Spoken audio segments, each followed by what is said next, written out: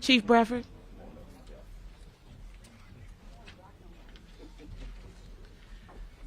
Good morning, everyone. On behalf of Chief Troy Finner, the Executive Command Staff of HPD, and our entire HPD family, we welcome you to our annual March on Crime presser. In December 1984, the March on Crime campaign was born out of a growing concern over violent crime being committed in the Black community. The first year of this campaign was such an overwhelming success that a similar program was designed for the Hispanic community. Lucha contra el Crimen began in September of 1986. March on Crime is a citywide crime prevention campaign used to educate and inform the public about crime trends occurring throughout the Houston area. The main focus of this campaign is to highlight prevention efforts aimed at the elimination of critical incidents throughout targeted Houston communities. This year, HPD's Office of Community Affairs, in conjunction with patrol divisions, will focus on crimes including road rage, domestic violence, homicides, shootings, theft of firearms from vehicles, and other crime issues that impact our communities and local businesses. At this time, it is my pleasure to introduce our mayor, America's mayor, Mayor Sylvester Turner. All right. Thank you very much, Director Cloud, and good to be with everyone. I feel like I'm out of uniform. I'm gonna give me one of them uniforms. But look, let me say good morning. I want to thank everyone for joining us this morning as we kick off HPD's 38th annual March on Crime initiative and discuss some special challenges we are facing this year, along with our planned solutions. Of course, I'm joined by Chief Troy Finner. Chief, it's good to be with you again. Members of his team, and there are several of them here, and also several members of the City Council that are here. Councilmember Huffman, Councilmember Alcorn, Councilmember Pack, Councilmember Tiffany Thomas. Am I missing anyone else down there? Okay. All the women power on City Council today, and then of course as former DA DA Bradford is here, Chief Jackson and Chief Perez are all here as well. Look, as you heard earlier, March on Crime, or Lucha contra el Crimen, began in 1984, and the program is built upon the premise that no one group can do it alone.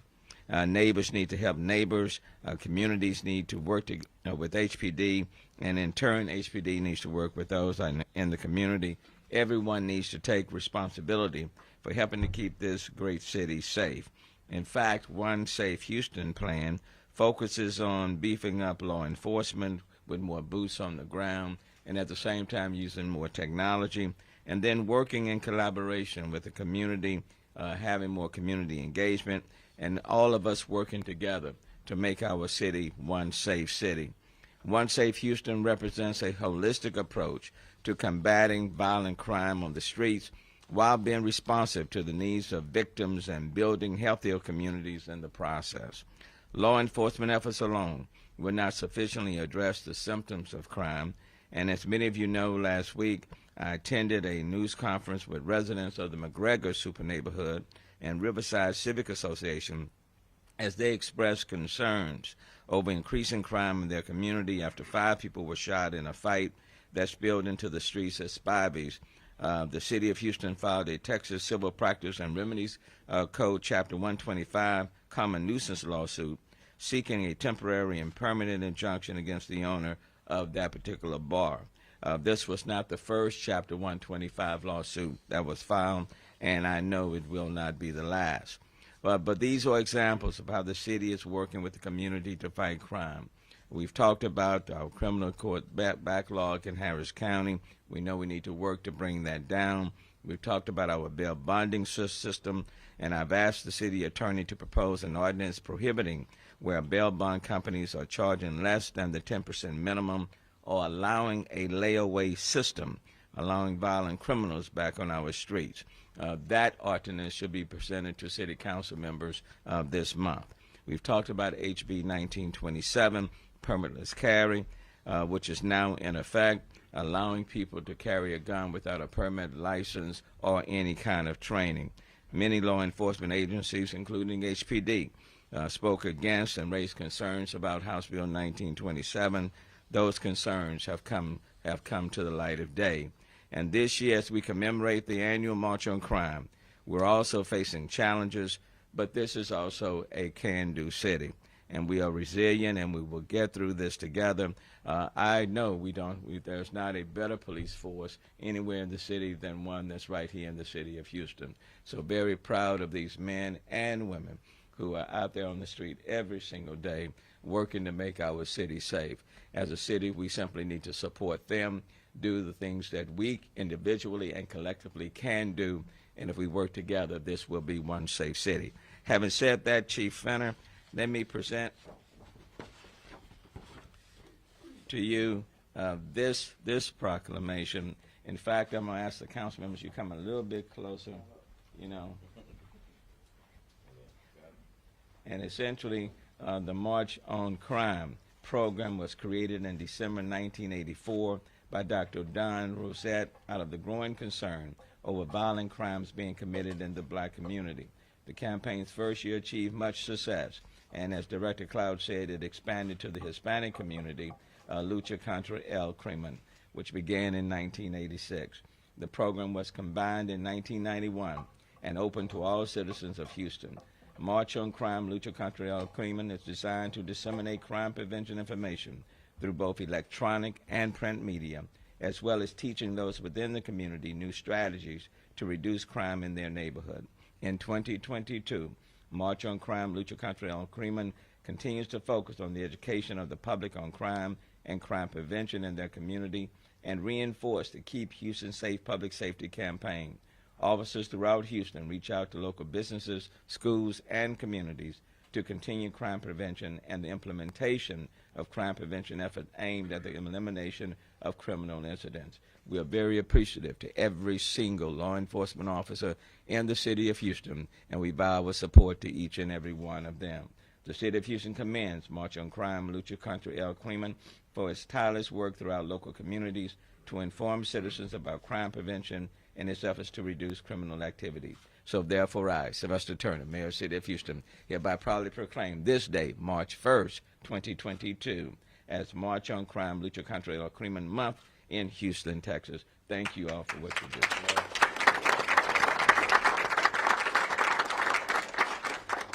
All right. Got it. All right. Thank you. Thank you, Chief.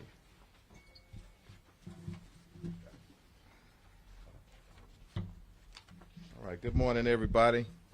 1984, I was a junior in high school, so that's a long time. So look, it just speaks to the spirit of our great city. We can't do anything alone. Just want to thank the mayor for always supporting us, for putting additional officers out on patrol, our city council, the DA's office, our former Chief Bradford, and most importantly, the men and women on the front line. I appreciate you. We appreciate you. The city appreciates you. And our support team. We couldn't do anything without y'all. And I want to say a special thanks because they work so hard and they don't get enough credit. Our Emergency Communications Division, thank you for what you do. They're listening to all this, getting us to calls, over 1 million, 1.2 million, 1.3 million calls a year. I just want to say thank you. So really quickly, we can't do it alone. We want to take it into every neighborhood, all the communities, and make sure that we're working together. We'll focus on some key areas, and we stated homicides and shootings in those areas. I just want to make mention of one thing and put things in perspective. Just a month ago, everybody was just, the sky's falling, and we got problems just like any other city. But I said then, the sky's not falling. We got good people, we got good police officers, and we come together, we'll get it together, and we're moving forward. We were at, year to date, we're at 86 homicides, and one is too many. We're at 30%, but if you looked at last month, we're at 73%. So we're moving in the right direction, and I want to continue to do that. We identified some of those areas that are producing most of our violent crimes. But as I shared with the mayor earlier, crime moves around, and we have to be smart about it. And we're looking at it daily, weekly, and monthly, because we want to make sure that we're putting and leveraging our resources in deployment, and also leveraging technology in the way of shot spotter, putting more license plate readers, more cameras out, so we can deploy those officers and that technology into those hottest areas. Also, we want to focus in on those individuals that are wanted but have not been arrested. And we got a list, and we're working that list. Just in a few weeks, we arrested 11 murder suspects. While we arrested those suspects, 24 other felons were with them. They're also in jail. And one thing about criminals, guess what? They hang together. So we're going to keep fishing in those areas. So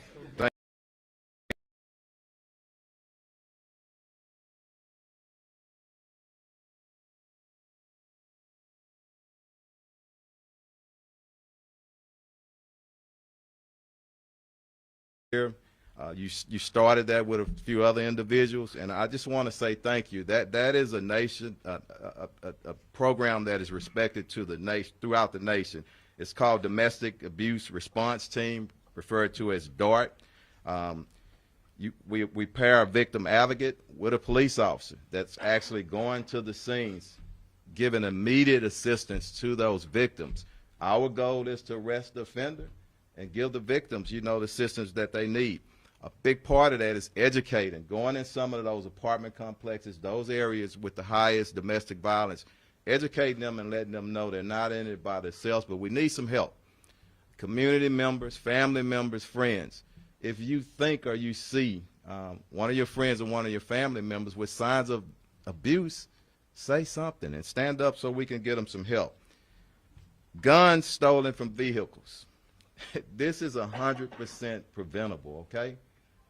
The best thing that we can do, if you're going to leave your gun in a vehicle, invest in a safe. They're not terribly expensive, because the criminals, they're going to look in. If they see something, a bag or something, they're going to break in. That's what they're looking for. Last year, we had over 3,600 guns stolen in our city. Those same guns are used in violent crimes. So we all have to work together on that. I also want to look at the number of guns we seized thus far this year.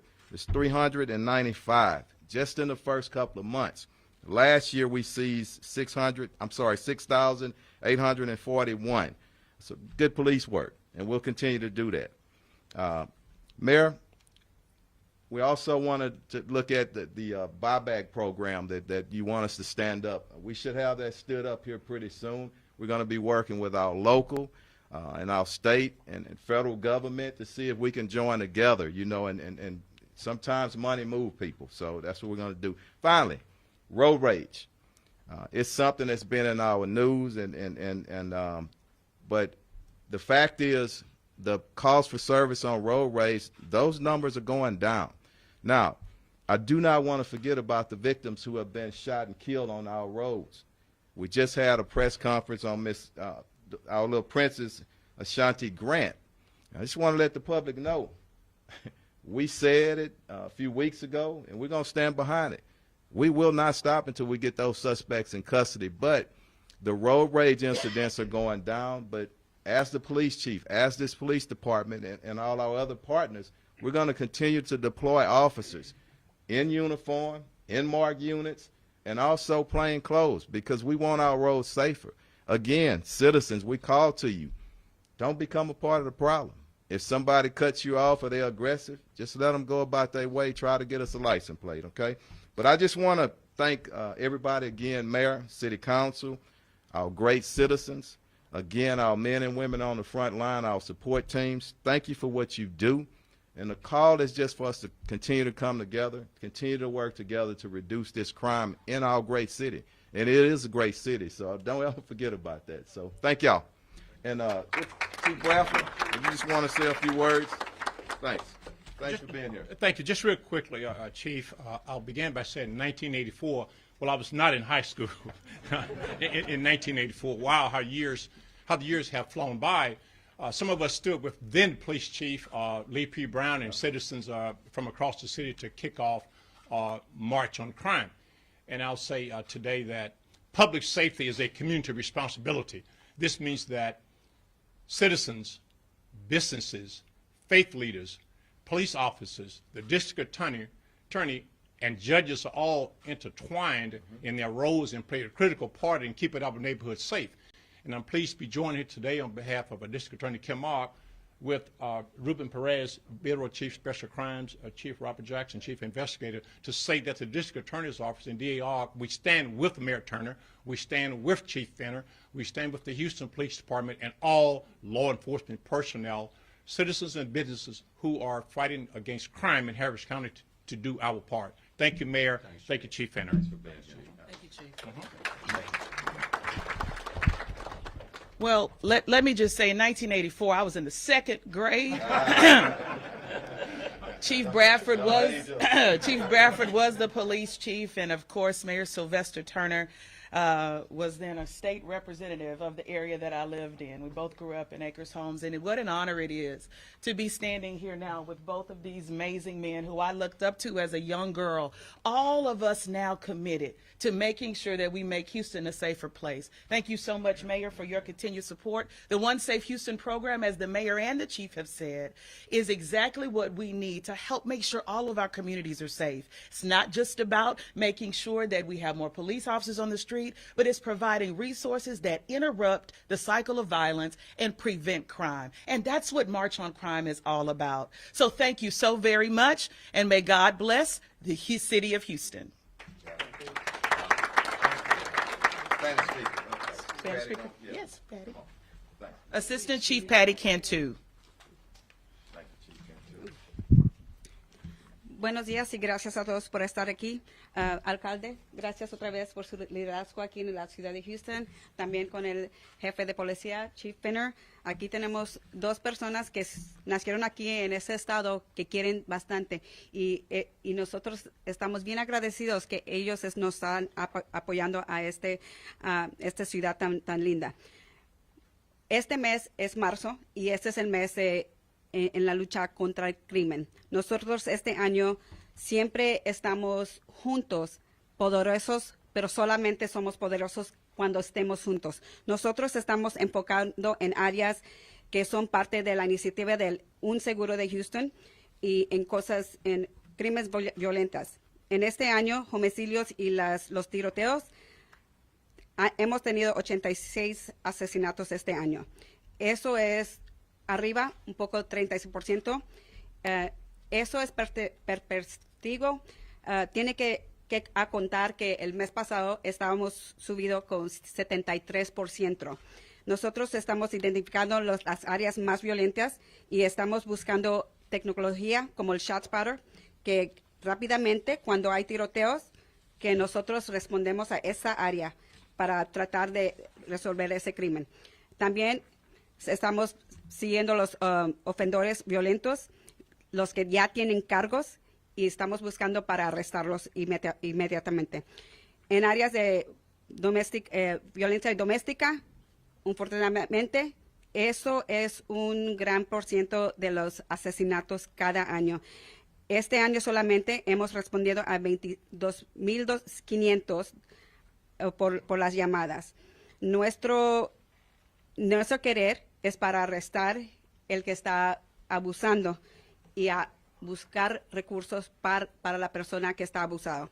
Nosotros tenemos un equipo que se llama el DART.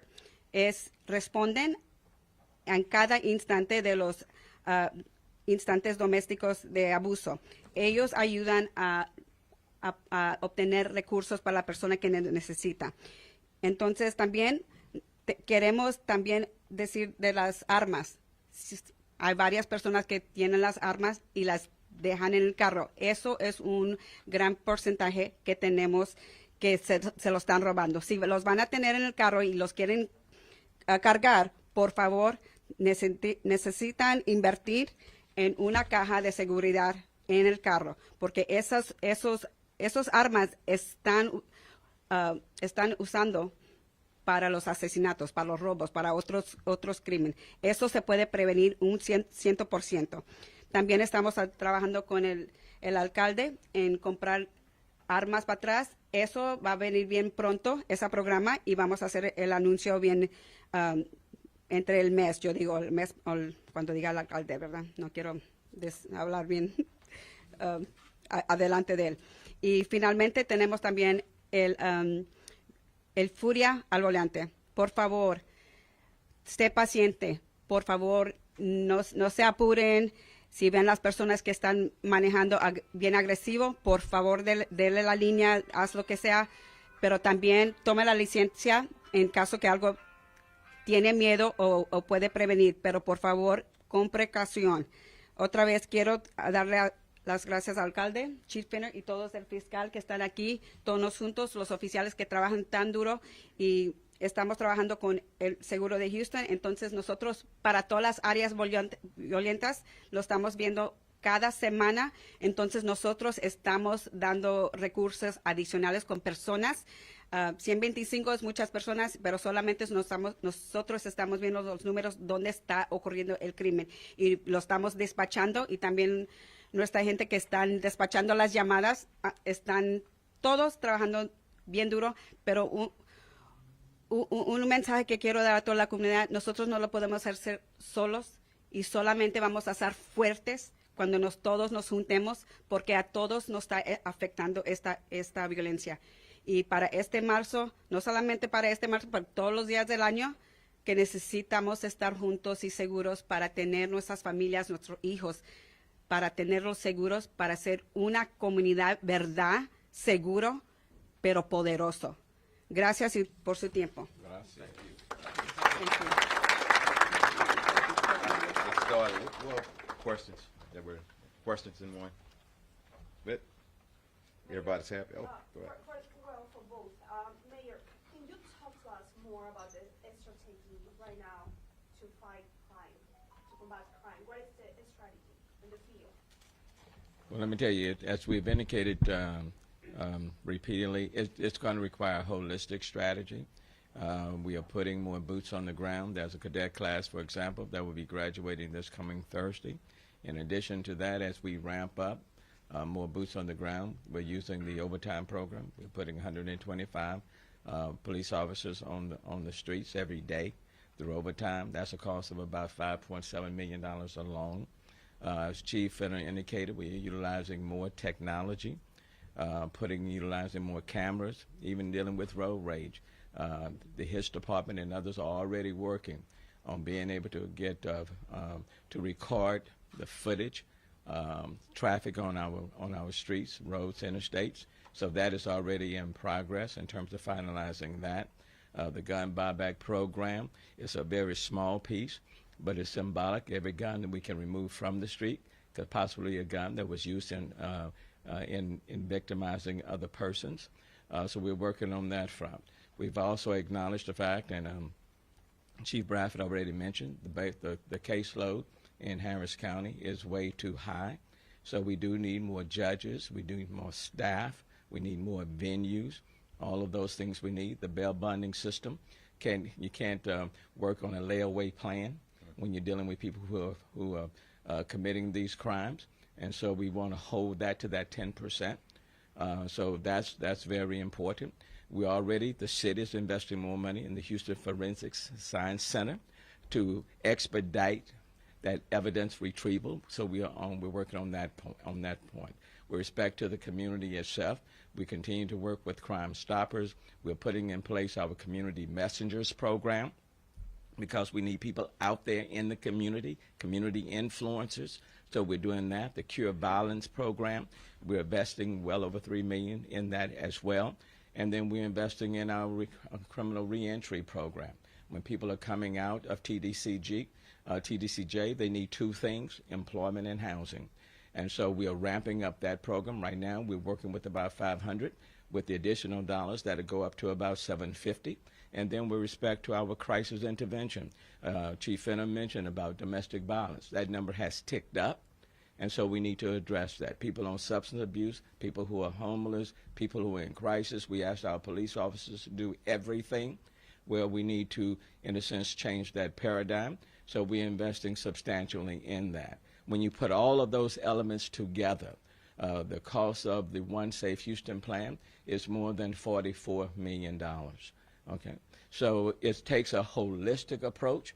But after we've done, and then again, there are too many guns on our streets. House Bill 1927 is not good for anyone. That has nothing to do with the Second Amendment.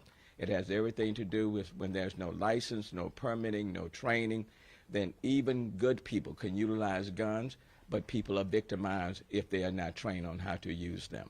So it requires a holistic approach, and then it requires the community itself to participate. People know who's committing these crimes.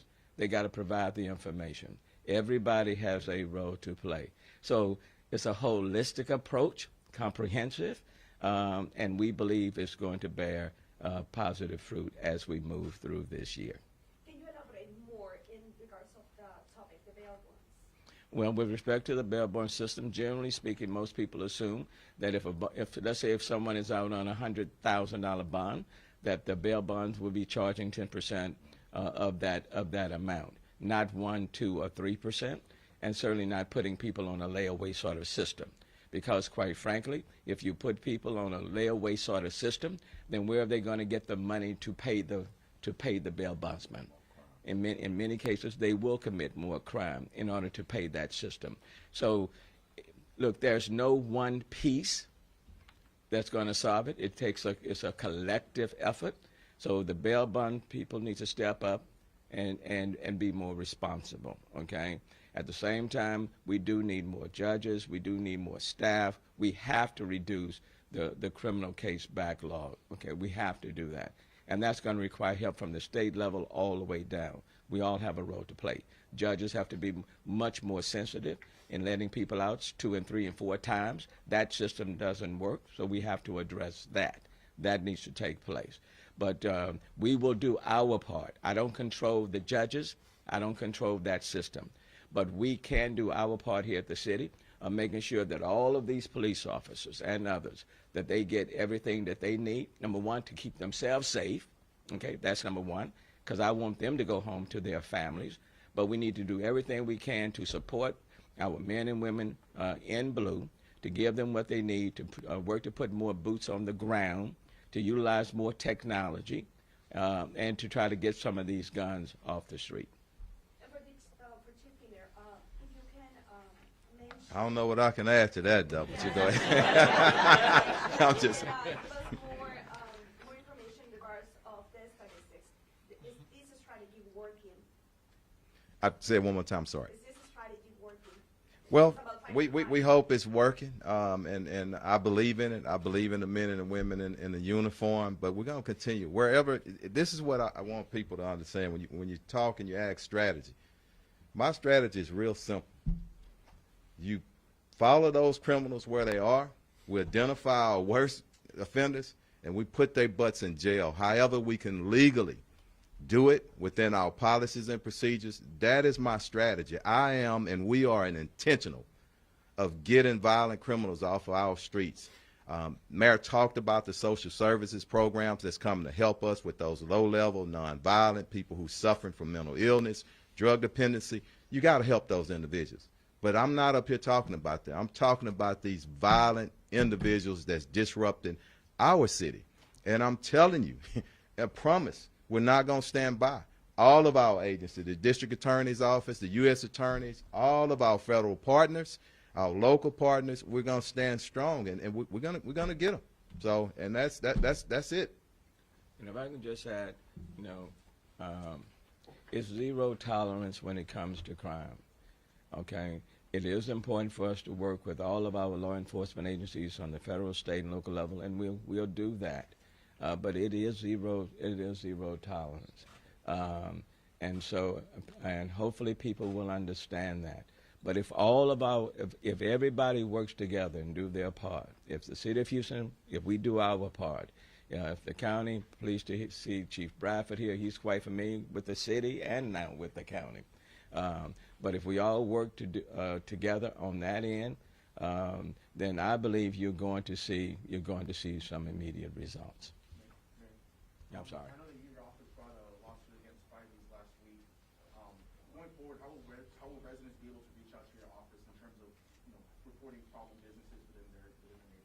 Well, they certainly can reach out, but I would tell you Chief Finner and HPD have been doing an excellent job in providing us with information. Chapter 125 lawsuit against Bobby was not the first. We filed already, the legal department of Chapter 125, against another convenience store on the northeast side of town where there was repeated acts of violence taking place at those premises. And so we'll continue to do that. Basically, what we would like to, there are many businesses who are doing a fine job. Okay, let me draw a distinction between those who are doing a fine job, who are protecting their patrons, those who are visiting, and so I applaud them. But there are some businesses who have gotten very, very lax, and who are not stepping up, and they know who's coming to their establishments. Okay, they know that. And so they need to step up or they need to step out, okay? You either step up or you step out. So we're moving forward on that. There will be another ordinance that will be coming to City Council that will require certain businesses to have cameras outwardly facing that will assist law enforcement where there are crimes committed, that they can go back and get that footage. So that proposed ordinance will also be going before City Council in this particular month. But for those businesses that are harboring criminals, that are allowing them, for example, to set up at their convenience stores, and they're not going in there to buy bread, okay, but where crime is being committed, those stores, those convenience, those bars, those clubs, we are taking a very hard line position as it relates to them, okay? So everybody has to have some skin in the game. People are scared, and rightfully so, and they are demanding that we be very definitive and very aggressive in our actions. And I hope the public will be understanding and sensitive to that. But we don't want 2022 to be a year that goes where 9-year-old kids are being victimized and they're losing their lives. And quite frankly, when you start touching our babies, then you've gone way too far. And so the position as it relates to the city will be zero tolerance, and we'll give law enforcement everything that they need. We'll also work with the people out in the community and inviting them in. But this situation cannot continue. Okay? I have a few questions. As far as the March on Crime, what happens next with those initiatives as far as educating the public? Where do we go from there? One of the things that we're going to be doing in the Office of Community Affairs, we, for example, have brochures that we're able to hand out, and we're going to be going into our various communities, working with our DRT and our community service officers. We're also going to be reaching out to our council members, respective communities, to help find out where we need to go, especially where those particular crimes are high. We're using a very data-driven approach, but that engages all of our residents and really brings police officers in the communities together in a way that's educational but supportive, and so we can really start building relationships. And Michael, we're gonna need the No. we're gonna need the media's help as well. So when we put these programs out and whatnot, please help us in getting information out because it's all about informing people and making it safe for Houston. And now on the front of One Safe Houston, I just wanted to check on the status of a couple of things that were announced during that news conference in early February. Mayor Turner even talked about an ordinance that you guys were going to maybe have the city attorney draft on the Yes. bail bond system. Yes. Where does that stand? They are finishing up the final touches that will be presented to the members of City Council this month. And then the 125 officers who are supposed to be working overtime every day, where do we stand on that? We're standing pretty good on it, and when you are putting 125, sometimes people call in sick or whatnot, but I'm feeling really good about the officers that's out there right now. So, yeah. Any other questions? In terms of the road rage incidents, how do you guys keep track of those things when they're called in? I know specifically, prosecutors have to look back and see if those things fit road rage criteria. How do you guys Well, go about thanks for asking that question because sometimes it may appear to be a road rage on the front end, but at the back end when we do the investigation, sometimes it's criminals targeting each other while they're driving on the road. That's not road rage. That's a targeted event, and we do want to differentiate. but sometimes it comes after the actual investigation. So, good question. All right. And just on a factual basis, in 1984, I was in pre-K. Just wanted to say that. And on that, thank you, everybody. Have a good day.